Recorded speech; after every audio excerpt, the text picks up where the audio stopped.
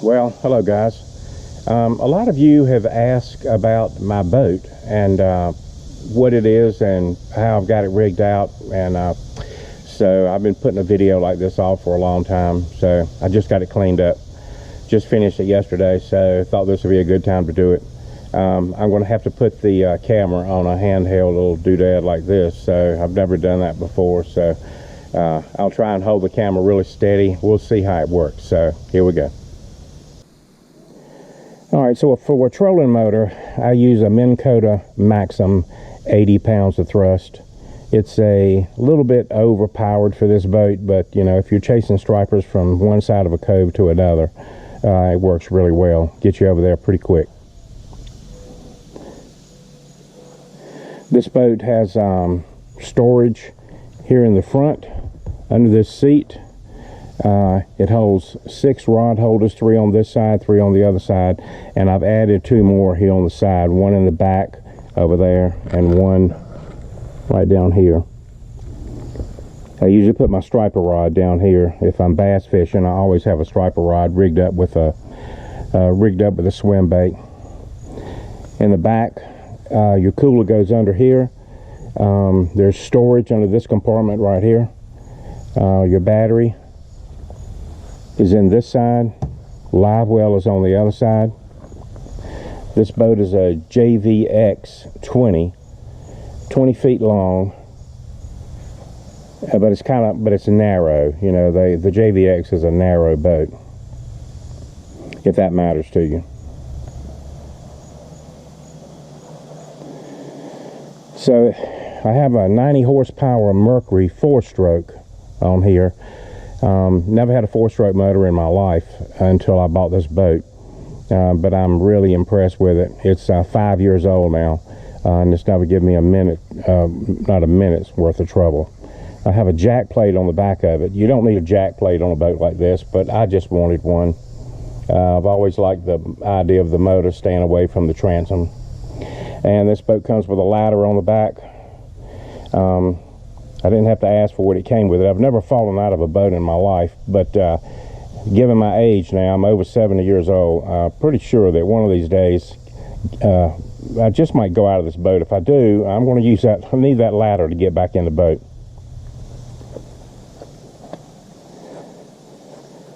Now, this boat comes with trim tabs. I don't know. I don't think it needs them, but I put the tie down buckles and straps in the back. A buddy of mine made those brackets back there for it, and I bolted those on. He made those out of aluminum.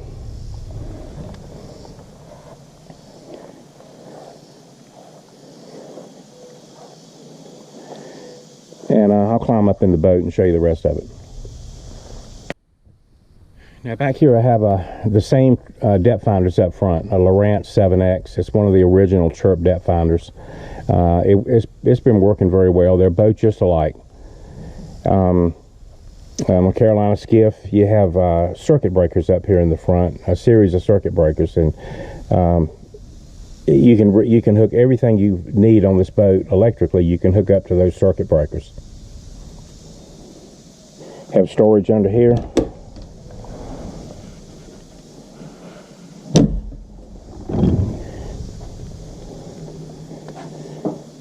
Now the platform on this boat is just about the right size for me. It looks a little small maybe, but it really isn't. I've got plenty of room up there when I fish up here. You can this is shallow enough here where you can pitch underhanded jigs and a variety of plastic baits up into the bushes when the water's in the bushes. So the trolling motor is bolted down to the deck. Your batteries are under here. 2 storage compartments, 1 here and 1 here. And the entire underneath of this is hollow, so it's all storage underneath. And your batteries take up the center section right here. So that's that other rod holder I was talking about. And I use 2 cameras. The one I'm holding is a GoPro Hero 5. That's a Hero 4 up there that I'm going to use this year. I've never used it before. A buddy of mine gave it to me because he was fishing with me one day when we had such a good day, but my camera wouldn't work. And he had that camera, and he said he never used it, so he pretty much made me take it. So I'm going to shoot a little slow motion in that this fall, I hope. Your live well is back here. It's a good sized live well.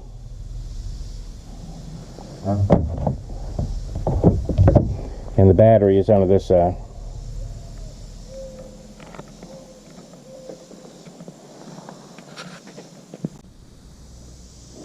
You know, another thing about the Carolina skiff, they're not terribly expensive. As I remember, this thing cost me around $21,000, I think, and that was 5 years ago when it's new. So, you know, I used to have a 70-mile-an-hour bass boat. Don't have that anymore. I used to, you know, be able to run out, stay on the water right to the end when a storm was coming up, then beat the storm back to the loading ramp. But this boat here runs about 44 miles an hour wide open. So, but you know, you've got radar on your phone now, so I seldom get caught on the lake anymore. You're always looking at your phone. Just trying to ignore that truck up there. That's what I pull it with. That thing, now that I think about it, it's 29 years old.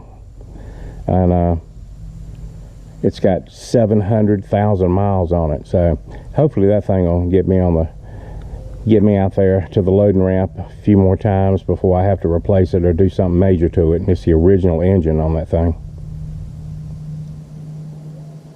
So that's pretty much it, guys.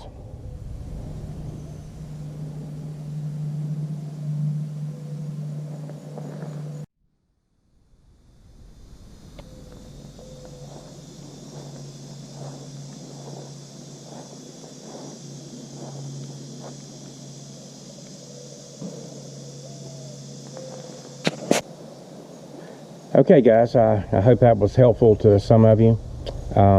It's a real simple rig. You know, it's only good for a couple of people in the boat. If you fish with more than that, if you go fishing with 3 or 4 people at a time, you know, this is not going to work for you. But if you fish by yourself a lot, or take one person with you every now and then, something like this will work. So as soon as the weather breaks, somewhere mid-September to early October, I'll get back out there, see what we can do. See you then.